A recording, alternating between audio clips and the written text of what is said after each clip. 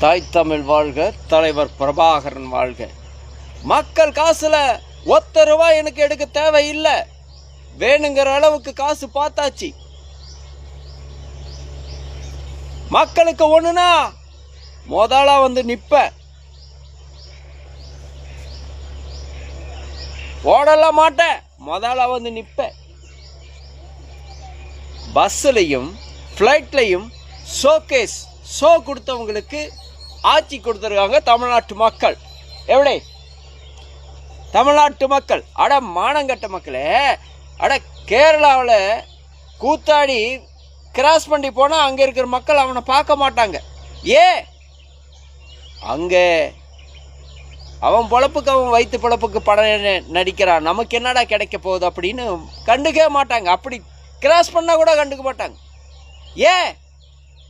இந்தியாவிலே அதிகமாக படித்த அறிவார்ந்த சமூகம் இருக்குதுன்னா அது கேரளாவில் மட்டும்தான்டா, கேரளாவில் மட்டும்தான்.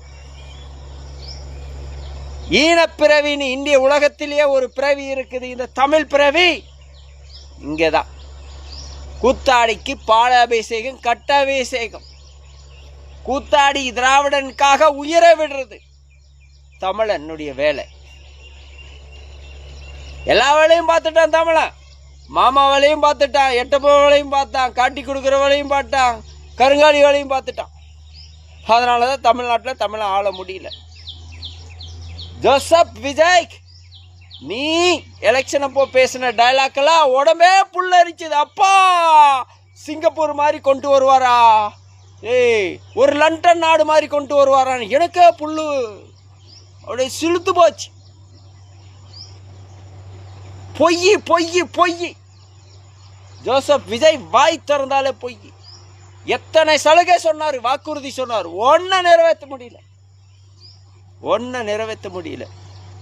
சரி அதெல்லாம் விடுங்க. மக்கள் பணத்தை ₹1 நான் எடுக்க மாட்டேன்னு சொன்னார்ல, மோடியை பார்க்க போயிருக்காரு. அது 8 நிமிஷம் பார்க்க விட்டுருக்காரு, 10 நிமிஷம் என்னமோ பார்க்க விட்டுருப்பாரு. அமித்ஷா பார்க்க மாட்டேன்ட்டார், மோடியை பார்க்க போயிருக்காரு. தனி ஏர்லைன்ஸ் இண்டிகோ எடுத்துகிட்டு போயிருக்கார். அந்த ஃப்ளைட்டு எவ்வளோ தெரியுமா வாடகை? ஒரு நாளைக்கு 50 லட்ச ரூபா. டெல்லியில் பார்க்கிங்கில் நிற்கிறதுக்கு அந்த ஃப்ளைட்டு 1 ஹவருக்கு 2,50,000 ரூபா. சரி, யார் பணம் இது?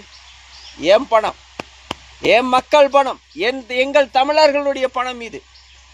நீ ₹1 எடுக்க மாட்டேன்னு சொன்னியே, ஏன் இவ்வளோ